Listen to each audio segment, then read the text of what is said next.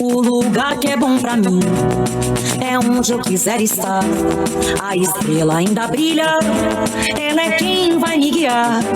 Ser guerreira é minha sina, batalhando pra vencer. Tenho voz pra ser ouvida, tenho sonhos pra viver. Não vão mais conseguir me anular, me calar. Ninguém vai me impedir de cantar e lutar.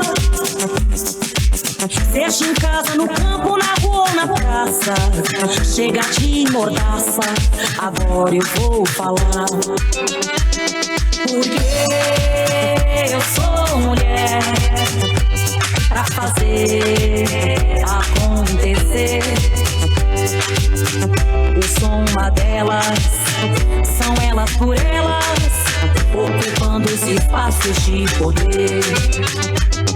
Porque eu sou mulher pra fazer acontecer. Eu sou uma delas, são elas por elas, ocupando os espaços de poder.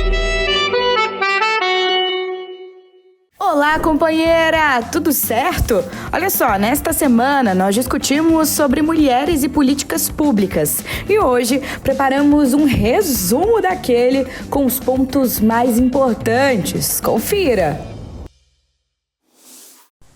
Para nós, mulheres pretas quilombolas, o racismo ele é duplo, né?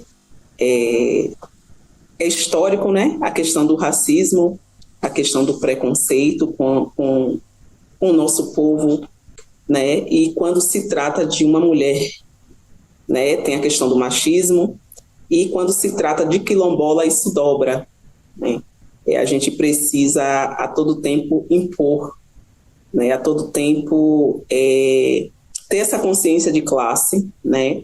E saber que o nosso corpo ele é um corpo político, e isso demanda e requer muito desgaste também, tanto físico quanto mental, né? Não é fácil se respeitar a mulher na política no contexto brasileiro, né? E principalmente quando se trata de uma mulher preta e uma mulher quilombola. A gente ouve muito que é mimimi, a nossa fala, as nossas reivindicações, né? Se dá mais chances e oportunidades a homens, né? E, para além disso, né, a gente ainda precisa ter essa luta aí, que essa luta quilombola que não é fácil. A gente sabe do martírio que é, né? E quando se vive isso na pele, literalmente, isso é muito mais complicado. E também não é fácil, né, passar por todas as circunstâncias, enfrentar, né, os poderosos, né, aqueles que querem tirar um pouco do outro, um pouco de quem já tem tão pouco, né, não é uma luta fácil, e a gente precisa cada vez mais que se abra espaço, que a mulher esteja realmente inserida nesse contexto político, nesse contexto partidário, né, ser mais ouvida, né, ter mais espaço de voz, de fala, de ação, para que a coisa comece a andar numa perspectiva assim, de melhoria mesmo, né? De não apenas no falar, não apenas no papel, não apenas na beleza de um minuto tá ali alguém se apresentar, essa daqui é fulana de tal, ela é mulher, ela é preta, ela é quilombola e ela está na política, né? E ela ser assim colocada de lado para que outro venha a assumir esse papel. Não podemos mais, né? A gente precisa realmente levantar essa voz e fazer ela valer. Como é que a gente vai inserir essa mulher nesta luta? Como é que a gente vai abrir mais espaço para isso? A gente precisa da educação, né? A gente precisa formar mulheres empoderadas, né? Não apenas mulheres empoderadas que usam turbantes, que são turbantadas, que são trançadas, mas mulheres dentro das comunidades, mulheres dentro das escolas quilombolas, dentro das escolas que estão dentro de territórios quilombolas. A gente precisa ensinar para essas mulheres, para essas meninas, que elas podem, né, que elas precisam estar inseridas, que política não é só para homem, que política não é só para poderosos, que a política não é apenas para aqueles que vão lá na nossa comunidade vez ou outra e que nos oferta algo em troca do nosso voto. Não, que a política é para nós, né? E que quanto mais representantes como nós estiverem lá, a gente é bem representado, né? A gente não precisa mais de alguém que escreva a nossa história. Nós somos capazes, nós que temos a capacidade de escrever a nossa própria história. Ela que já foi tão apagada, tão invisibilizada, que já escreveram o que quiseram contando uma história que não era nossa, né? Já contaram tanto aquilo que não aconteceu, o que enfeitaram, né, para parecer menos dolorida, onde os nossos aparecessem menos, né? A gente precisa agora ter a voz, ter a vez, né, de escrever essas histórias. A importância da participação popular na democracia é fundamental para garantir que as decisões políticas reflitam necessidades e desejos do povo. Através do engajamento ativo, né, dos cidadãos, das cidadãs, é possível fortalecer a legitimidade do sistema político, conferindo-lhe maior credibilidade e aceitação. Além disso, a participação popular ela contribui para a representatividade política, assegurando que diferentes vozes e perspectivas sejam levadas em consideração no processo de formação de políticas e tomada de decisões. Vamos falar também sobre o fortalecimento da legitimidade e da representatividade política. O fortalecimento da legitimidade e representatividade política, advindos da participação popular, é essencial para a consolidação de uma democracia efetiva. Quando os cidadãs se envolvem ativamente no processo político, seja por meio de voto, da participação em audiências públicas ou de outras formas de engajamentos, por exemplo, em conselhos, colegiados, fóruns, eles conferem maior legitimidade às instituições democráticas. Além disso, a participação popular amplia a representatividade política, permitindo que diferentes grupos sociais, incluindo as mulheres, tenham suas demandas e interesses considerados e defendidos de maneira mais efetiva. Historicamente, né, a luta pela participação das mulheres na política, ela remonta desde os movimentos sufragistas lá do século XIX e do início do século XX, quando as mulheres lutaram pelo direito ao voto. Ali começou uma luta importante. A partir desse marco histórico, as mulheres continuaram a buscar maior participação nos processos decisórios e na representação política. Nos últimos anos, tem havido avanços significativos, com um número crescente de mulheres ocupando cargos eletivos e participando ativamente de movimentos sociais. No entanto, é importante reconhecer que a evolução, né, da participação das mulheres na política ainda está em curso e que a luta pela igualdade de gênero continua sendo um desafio relevante. Ainda temos muito que lutar para conquistar mais espaços. Também é importante a gente falar sobre a promoção da igualdade de gênero e o empoderamento feminino. A participação das mulheres na tomada de decisões políticas promove a igualdade de gênero ao garantir que suas vozes sejam ouvidas e levadas em consideração nas políticas públicas. Além disso, o empoderamento feminino é fortalecido quando as mulheres ocupam posições de liderança, inspirando outras mulheres a buscar cargos políticos e atuando também como modelos positivos para a sociedade. A presença feminina na política, por exemplo, desafia estereótipos de gênero e contribui para a desconstrução de desigualdades históricas. A participação ativa não só das mulheres, mas das pessoas negras, da população LGBTQI+, e de diferentes classes sociais, né? Precisamos envolver, né, essa diversidade para atingir esse objetivo, né, de participação popular. de participar, né, nas tomadas de decisão. É necessário que a gente implemente políticas públicas que facilitam o acesso desses grupos, né, que são geralmente marginalizados aos processos decisórios, criando um ambiente inclusivo e igualitário. Dessa forma, será possível colhermos benefícios da diversidade de perspectivas e experiências na construção de uma democracia mais representativa e justa. É importante também, no tocante, além da participação das mulheres, né, é essencial que essa participação social, né, também da diversidade, né, ela possa trazer benefícios significativos também para tomar decisões políticas. Dos primeiros momentos, né, da primeira infância, nós temos políticas que cobrem todo o momento da vida das mulheres, né? Temos a política da saúde da criança, temos política da saúde das mulheres e temos a política da saúde dos idosos. Então, em todas as fases, o SUS está lá para fazer essa assistência.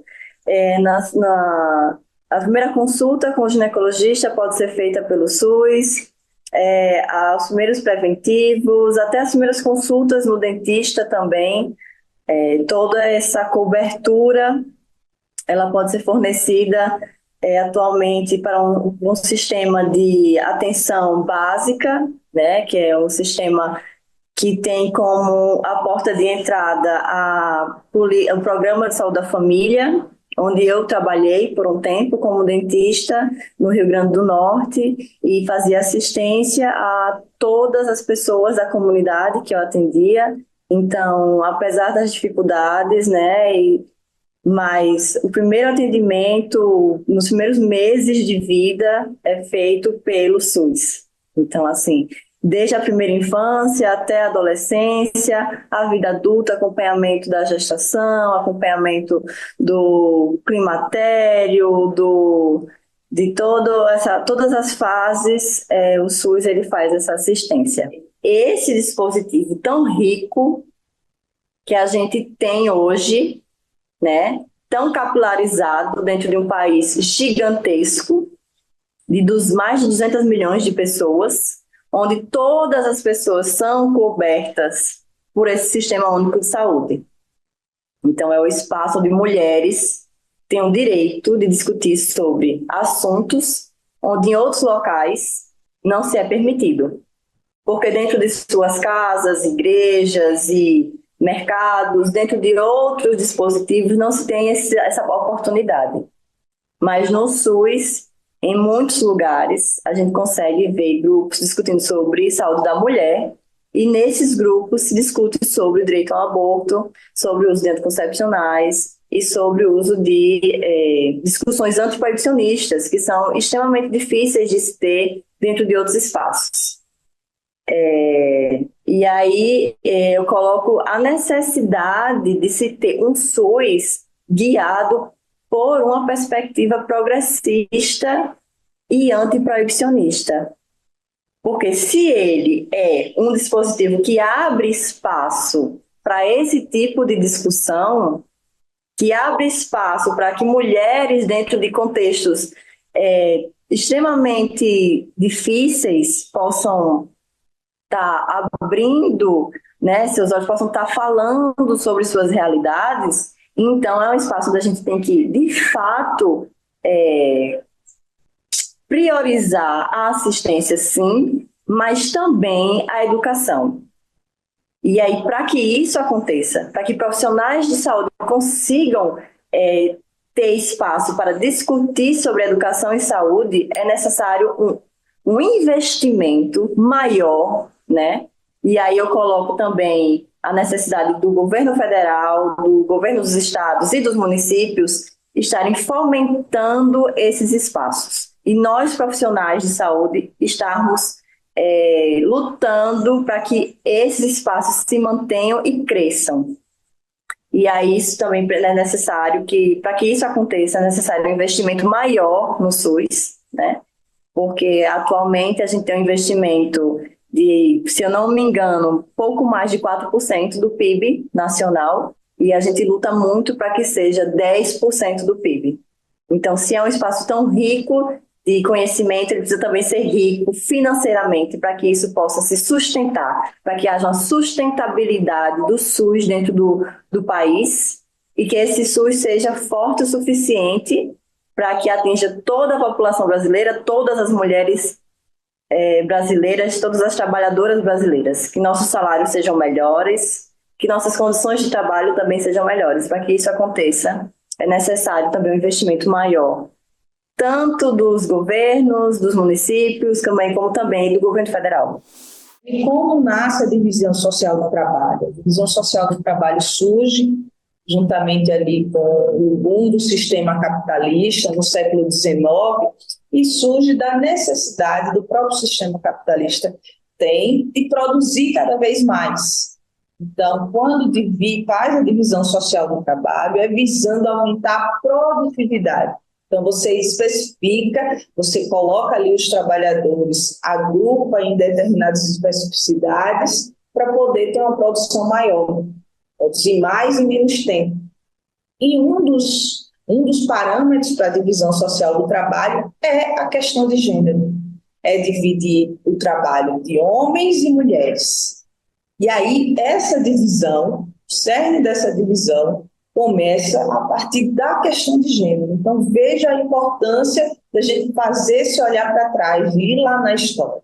Então, quando a gente vê assim, não é à toa que determinadas profissões, não é mera coincidência, como diz nos filmes, que determinadas profissões sejam majoritariamente masculinas e outras majoritariamente femininas. A mulher que até então a noção de trabalho era restrita aos afazeres domésticos, aos afazeres de casa, de cuidar da família, cuidar da casa, em tudo que isso envolve, que é um trabalho, diga-se de passagem, muito pesado, penoso, às vezes até insalubre.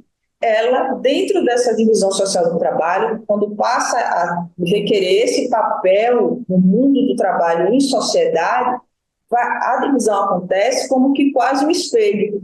Então, onde é que a mulher vai se encaixar na divisão social do trabalho? É como se colocasse um espelho naquilo que ela já faz dentro de casa, nos afazeres domésticos, nas atribuições que ela tem dentro de casa, nas atribuições que já é lhe dada culturalmente, como de cuidado. Então, que funções essa mulher vai ocupar na sociedade? Funções diretamente relacionadas a essa.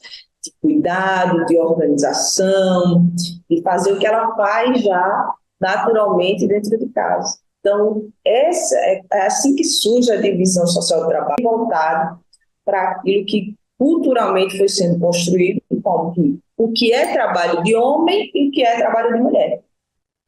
Então, inicialmente, isso é uma marca muito importante, né? Trabalho que mulher pode fazer e trabalho que homem pode fazer. E aí, obviamente, que fica aí atribuído à mulher essas funções muito relacionadas às funções de reprodução.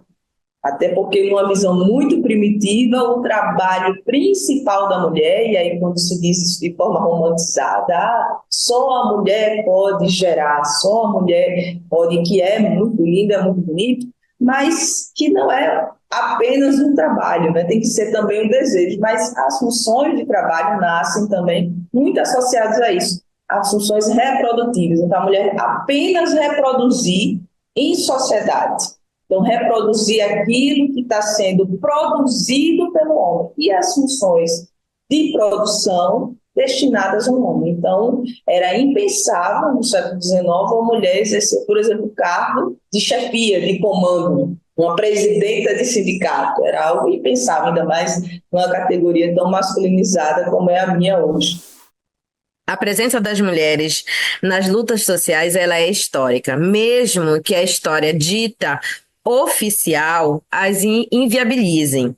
Elas encontram diversas formas, né, de se organizarem, desde a resistência da travessia do navio negreiro até a formação das associações de bairros em suas comunidades.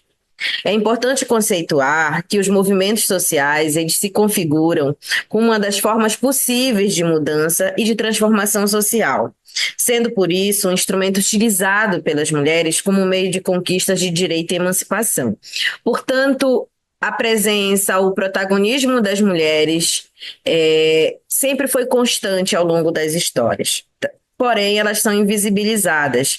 Mas a gente pode destacar alguns nomes, né, nesse processo histórico que nós já ouvimos falar, ou se nós nunca ouvimos falar, é importante a gente procurar saber quem são essas mulheres, porque a luta dessas mulheres, a organização dessas mulheres possibilitou que hoje nós possamos ter alguns direitos conquistados. E aí a gente vai fazer uma retrospectiva, vamos falar, por exemplo, desde o século XVII, né? No século XVII a gente tem Dandara, Aquatune, no Quilombo dos Palmares, né? Isso só para citar, porque tinham diversas outras mulheres também. No século XVIII, temos Teresa de Benguela, liderando o quilombo lá em Mato Grosso. No século XIX, nós vamos ter Luísa Maim, fazendo parte do levante dos malês na Bahia. E no século XX, nós temos infinitas outras mulheres também que nós podemos citar nesses processos de organização, que possibilitou que os movimentos sociais hoje tenham alguns direitos conquistados. A gente vai ter a Maria Bonita, né, lá na luta do cangaço, junto ao Lampião, no nordeste do país. Olga Benário, né, uma líder comunista. A gente vai ter Margarida Alves, trabalhadora rural, defensora dos direitos humanos. Então, essas são algumas mulheres que eu estou trazendo para a gente refletir que essas mulheres que nos antecederam abriram portas, abriram caminhos, para que hoje nós possamos estar aqui falando sobre isso, para que hoje a gente tenha alguns direitos conquistados. Essas mulheres que nos antecederam, foram elas que abriram as portas. Fique com TV Elas por Elas Formação, que semana que vem tem mais.